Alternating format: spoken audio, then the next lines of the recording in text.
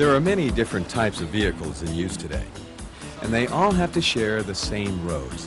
But the major problem with sharing the road is seeing the situation in purely human terms. A driver gets in his car, and the car and driver become a single impersonal machine.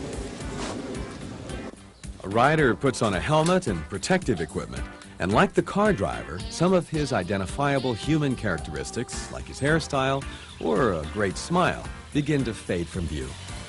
So it's quite possible that the driver will treat the rider on his motorcycle in a way that he'd never treat him face to face. And the way the car driver treats the motorcycle rider is important because in a collision, a rider is more vulnerable than a driver. Car drivers have a steel cage all around them. By contrast, the motorcycle rider has only his riding skill and basic protective equipment to depend on. But these very different vehicles share the same road. The most common accident between drivers and motorcyclists involves a car turning in front of an oncoming motorcycle. Even good drivers sometimes don't notice motorcycles or misjudge the rider's intentions.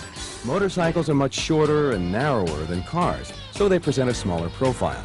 If a driver is subconsciously expecting a motorcycle to be as long and as wide as a car, he may think it's farther away or going more slowly than it really is.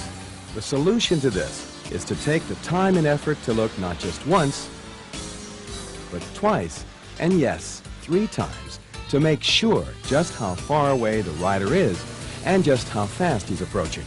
Intersections are the most likely places for a collision for 2 reasons. First, because the car driver may not detect the motorcyclist. Second, if he does see the motorcyclist, the car driver may make a wrong interpretation of what the motorcyclist is doing.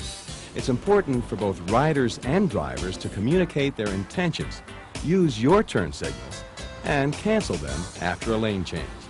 Why do car drivers sometimes tailgate a motorcyclist? Because a driver can see past a motorcycle easily. He may not consider the bike much of a threat or realize how close he actually is to it.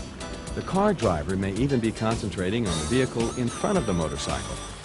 When following a motorcycle, allow at least a 2-second following distance. You work it out like this. Choose a marker that the motorcycle you're following is passing. For example, as the motorcycle hits the shadow of this bridge, count 1001, 1002 before you pass the shadow. That's your 2 seconds. Always look before pulling out. It's especially important to check the rear view and side view mirrors when backing up and to look over your shoulder too.